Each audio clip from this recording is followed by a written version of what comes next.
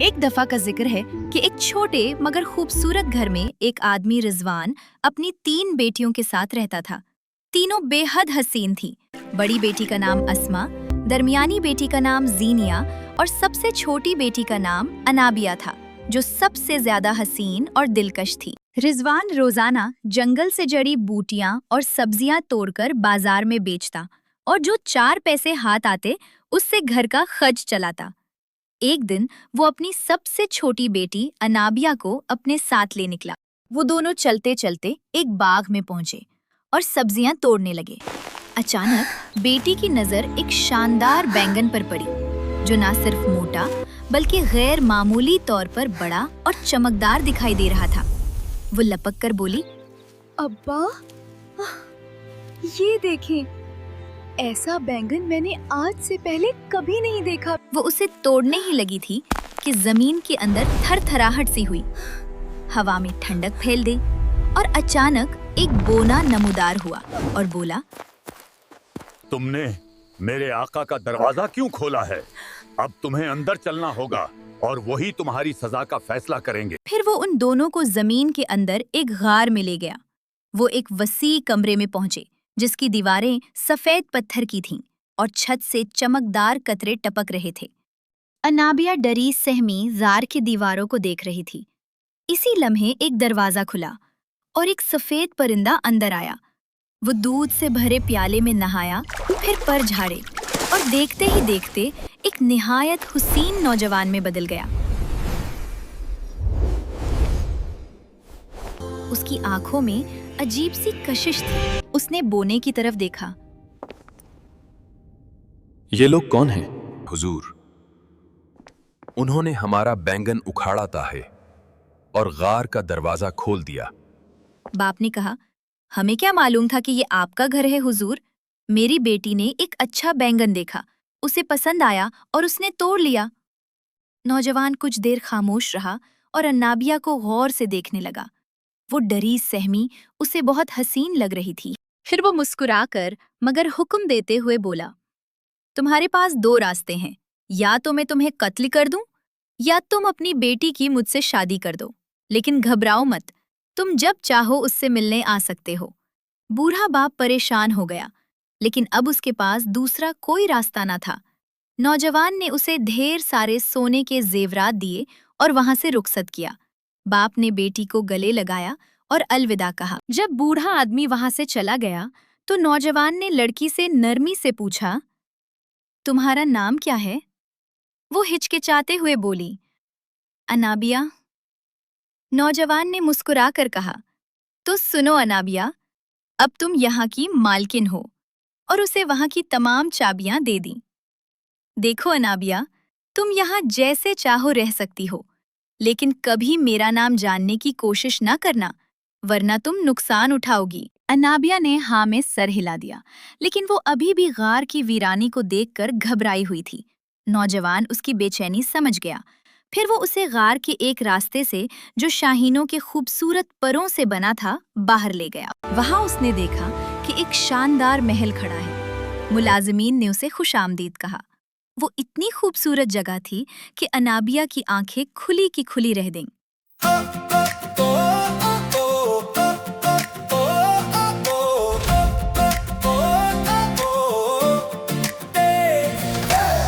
خوش آمدید دل کی رانی، آئی بہاروں کی کہانی، پھولوں نے اوڑھی روشنی، چمکی سنہری ہر نشانی، پر پھیلائے ہم گائیں گے تیرا مقدر جگمگائیں گے، آج سے یہ محل تیرا ہے، خواب یہاں سچ ہو جائیں گے، وہ سچ ہو جائیں گے۔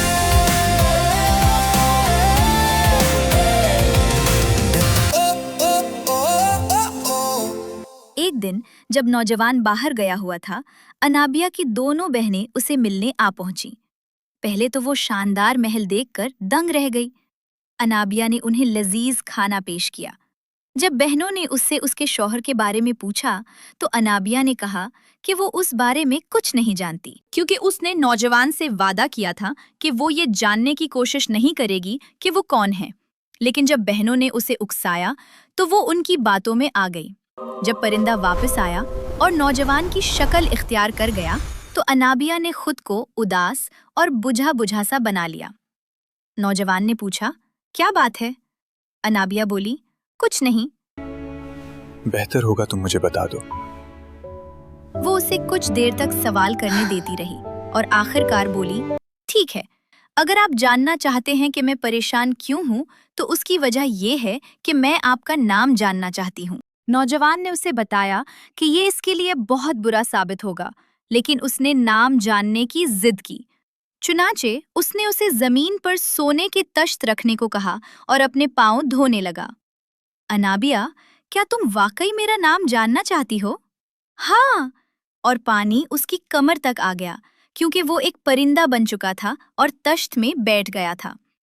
फिर उसने उससे दोबारा वही सवाल पूछा और उसने दोबारा हाँ में जवाब दिया और पानी उसके मुंह तक आ गया। अनाबिया, क्या तुम वाकई मेरा नाम जानना चाहती हो? हाँ हाँ हाँ। तो फिर जान लो कि मुझे मोहब्बत का बादशाह कहा जाता है। और ये कहते ही वो गायब हो गया और तश्त और महल भी इसी तरह गायब हो गए और अनाबिया ने खुद को एक खुले मैदान में तन्हा पाया, जहां उसकी मदद करने वाला कोई इंसान न था। उसने अपने नौकरों को पुकारा, लेकिन किसी ने जवाब नहीं दिया। फिर उसने कहा, चूंकि मेरा शौहर गायब हो गया है, इसलिए मुझे उसे तलाश करने के लिए तन्हा और लावारिस भटकना पड़ेगा। वो चलती रही। दिन गुजरते गए, रातें ठंडी होती गईं और उसे महसूस हुआ कि उसके अंदर एक नई जिंदगी पल रही है। रात का वक्त था। वो एक सुनसान मैदान में पहुंची। फिर उसका दिल बैठने लगा और ये ना जानते हुए कि क्या करे, वो रोते हुए पुकारने लगी, आह मोहब्बत के बादशाह, तुमने जो कहा वो कर दिखाया। तुम मुझसे सोने के तश्त में गायब हो गए और अब आज रात इस बेचारी बदकिस्मत को कौन पनाह देगा?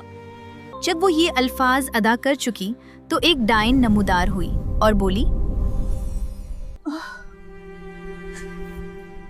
बदबख्त, तेरी हिम्मत कैसे हुई मेरे भतीजे को ढूंढने निकलने की? वो उसे खाने ही वाली थी कि उसे अन्नाबिया की काबिले रहम हालत पर तरस आ गया।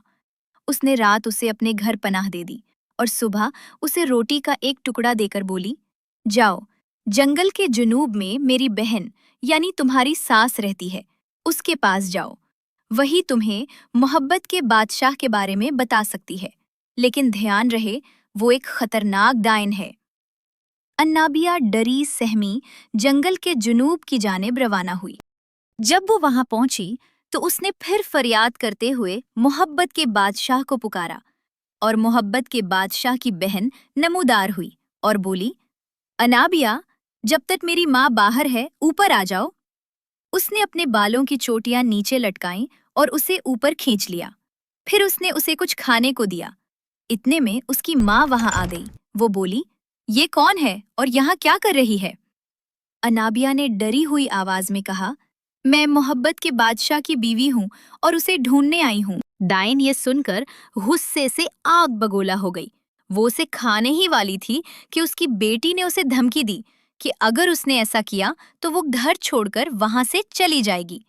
डाइन बोली, ठीक है, अगर तुम मेरा ये खत मेरी सहेली तक पहुंचा दो तो तुम हमेशा हमेशा के लिए मेरे बेटे को पालोगी। अनाबिया ने रजामंदी का इजहार किया। बेचारी अनाबिया खत लेकर वहां से रवाना हुई और नीचे उतरकर उसने खुद को एक मैदान के बीचों बीच पाया। वो रोने लगी और मोहब्बत के बादशाह को पुकारने लगी। अचानक मोहब्बत का बादशाह नमूदार हुआ और बोला, देखो, तुम्हारे तजस्सुस ने तुम्हें इस मकाम तक पहुंचा दिया है। बेचारी जब उसने उसे देखा तो वो जमीन पर गिर गई और रोते हुए अपनी गलती की माफी मांगने लगी। बादशाह को उस पर तरस आ गया और उसने कहा, अब गौर से सुनो कि तुम्हें क्या करना है। इस सफर में तुम्हारा सामना खून के एक दरिया से होगा। दरिया से पानी पीकर उसकी तारीफ करना, तनूर से रोटी खाना और महल पहुंचकर कुत्तों को रोटी देना। सीढ़ियों से जाले हटाना और देव के गोश्त के टुकड़ों को साफ कर देना। जब तुम ये कर लो तो अंदर जाना और मेरा खत मेरी माँ की सहेली को दे देना। जब वो तुम्हें अंदर बुलाना चाहे तो मेज पर रखा एक छोटा सा डब्बा छीन लेना और भाग जाना। ध्यान रखना कि जो कुछ मैंने तुम्हें बताया है वो सब करना, वरना तुम कभी भी वहां से जिंदा बचकर नहीं निकल पाओगी। फिर वो वहां से गायब हो गया। अन्नाबिया चलते चलते एक खून के दरिया के पास पहुंची। उसने अपने हाथ में कुछ पानी लिया, उसे पिया और बोली, अरे वाह, ये पानी कितना मीठा है। ये कहते ही उसने खुद को एक वीरान जगह पाया जहां एक तनूर में बहुत सी रोटियां पक रही थीं। उसने वहां से एक रोटी ली, उसे खाया और बोली, वाह, कितनी लजीज रोटी है। ये कहकर वो आगे बढ़ी और एक महल के दरवाजे पर पहुंची जिसकी रखवाली 2 कुत्ते कर रहे थे। उसने उन्हें रोटी दी, फिर एक झाड़ू लेकर सीढ़ियों से जाले साफ किए। फिर वो आगे बढ़ती गई। रास्ते में उसे 2 देव मिले जिनके कंधों पर गोश्त के गंदे टुकड़े थे। उसने एक ब्रश लिया और गोश्त के टुकड़ों को साफ किया और आगे बढ़ी। फिर वो एक अजीब दरवाजे से अंदर दाखिल हुई और डाइन को खत दिया। जब डाइन खत पढ़ रही थी तो अनाबिया ने मेज पर रखा डब्बा उठाया और अपनी जान बचाने के लिए भागी। जब डाइन ने अपना खत पढ़ लिया तो उसने पुकारा, अनाबिया, अनाबिया। जब उसे कोई जवाब न मिला तो उसे एहसास हुआ कि उसके साथ धोखा हुआ है। उसने गजबनाक होकर चीखते हुए कहा, सीढ़ियों, उसे निगल जाओ।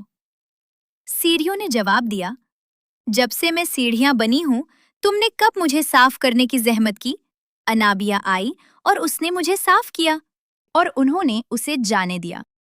डाइन ने तैश में आकर कहा, दियो, उसे कुचल दो। जब से हम देव बने हैं तुमने कब हमारा खाना साफ करने की जहमत की। अनाबिया आई और उसने हमारा खाना साफ किया। फिर गजबनाक डाइन ने कुत्तों को उसे नोच खाने, भट्टी को उसे जलाने और दरियाओं को उसे गर्क करने का हुक्म दिया। लेकिन उन सब को अन्नाबिया की मेहरबानी याद थी और उन्होंने उसे नुकसान पहुंचाने से इनकार कर दिया। इस दौरान अन्नाबिया अपने रास्ते चलती रही और आखिरकार उसे ये जानने का तजस्सुस हुआ कि वो जो डब्बा ले जा रही है उसमें क्या है। चुनाचे उसने उसे खोला और उसमें से बहुत सी छोटी छोटी कठपुतलियां बाहर आ गईं। कुछ नाचने लगी, कुछ ने गाना गाया और कुछ ने साज बजाए। उसने कुछ देर उनके साथ अपना दिल बहलाया, लेकिन जब वो आगे जाने के लिए तैयार हुई तो वो छोटी मूर्तियां वापस डब्बे में जाने को तैयार न थीं। रात हो गई। उसने दोबारा सहमी हुई आवाज में मोहब्बत के बादशाह को पुकारा। फिर उसका शौहर नमूदार हुआ और बोला, ओह, तुम्हारा तजस्सुस तुम्हारी मौत का सबब बनेगा। और उसने कठपुतलियों को दोबारा डब्बे में जाने का हुक्म दिया। अब मैं चलती हूँ। फिर अनाबिया अपने रास्ते पर चल पड़ी और बहिफाजत अपनी सास के घर पहुंच गई। जब डाइन ने उसे देखा तो बोली, तुम्हारी ये खुशकिस्मती मेरे बेटे मोहब्बत के बादशाह की मरहूने मिन्नत है। वो बेचारी अनाबिया को खाने वाली थी कि उसकी बेटी ने उसे रोक दिया और बोली, अम्मा, वो तुम्हारे लिए डब्बा ले आई है, तुम उसे क्यों खाना चाहती हो? फिर वो उसे मोहब्बत के बादशाह के आलीशान महल में ले आई। डाइन ने गुस्से से अन्नाबिया की तरफ देखा और बोली, बहुत खूब, तुम मेरे बेटे मोहब्बत के बादशाह के साथ रहना चाहती हो, तो फिर ये 6 गधे लो और जाओ उन्हें परिंदों के परों से भर कर लाओ। अन्नाबिया नीचे उतरी और अपनी पुरानी फरियाद करते हुए इधर-उधर भटकने लगी। जब उसका शौहर नमूदार हुआ तो अन्नाबिया ने उसे सारा माजरा सुनाया। उसने सीटी बजाई और परिंदों का बादशाह जाहिर हुआ। उसने तमाम परिंदों को हुक्म दिया कि वो आएं और अपने पर गिराकर 6 बिस्तरों को भर दें और उन्हें वापस डाइन के पास ले जाएं। जब डाइन ने परिंदों के परों से भरे हुए गधे देखे तो वो बोली, जरूर इसमें भी मेरे बेटे ने तुम्हारी मदद की है। ताहम वो गई और उसने उन 6 गधों से अपने बेटे का बिस्तर लगाया और उसी दिन उसने उसकी शादी पुर्तगाल के बादशाह की बेटी से करवा दी। फिर उसने अनाबिया को बुलाया और उसे ये बताते हुए कि उसके बेटे की शादी हो चुकी है, उसे शादी के बिस्तर के सामने 2 जलती हुई मशालें पकड़कर घुटने टेकने का हुक्म दिया। अनाबिया घुटने टेके मशालें पकड़े रो रही थी। जब मोहब्बत के बादशाह ने ये देखा तो उसने बहाने से नई दुल्हन को मीठे अंदाज में कहा, देखो तो बेचारी कितनी बीमार लग रही है, तुम थोड़ी देर ये मुशलें पकड़ो, तब तक मैं दूसरी खादमा को बुलाता हूँ। जैसे ही मलका ने मशालें अपने हाथों में ली, जमीन फटी और उसे निगल गई और बादशाह अनाबिया के साथ खुशी खुशी रहने लगा। जब डायन को ये सब पता चला तो उसने अपने हाथ अपने सर पर बांध लिए और ऐलान किया कि अनाबिया का बच्चा उस वक्त तक पैदा नहीं होगा जब तक कि वो अपने हाथ नहीं खोलती। तब मोहब्बत के बादशाह ने एक जनाजा गाह बनवाई और खुद को उस पर यूं लिटा दिया जैसे वो मर गया हो, और तमाम घंटियां बजवाएं, लोगों ने शोर मचा दिया कि मोहब्बत का बादशाह कैसे मर गया। डाइन ने ये सुना और पूछा, ये शोर कैसा है? उसकी बेटी ने उसे बताया कि उसका भाई डायन की बेहिस्सी की वजह से मर गया है। जब डायन ने ये सुना तो उसने अपने हाथ खोल दिए और बोली, मेरा बेटा कैसे मरा? उसी लम्हे अन्नाबिया के यहाँ एक खूबसूरत बेटा पैदा हुआ। जब डाइन ने ये सुना तो उसके दिल की रग फट गई और वो मर गई। फिर मोहब्बत के बादशाह ने अपनी बीवी और बहन को साथ लिया और वो सब खुशी और इत्मीनान से रहने लगे।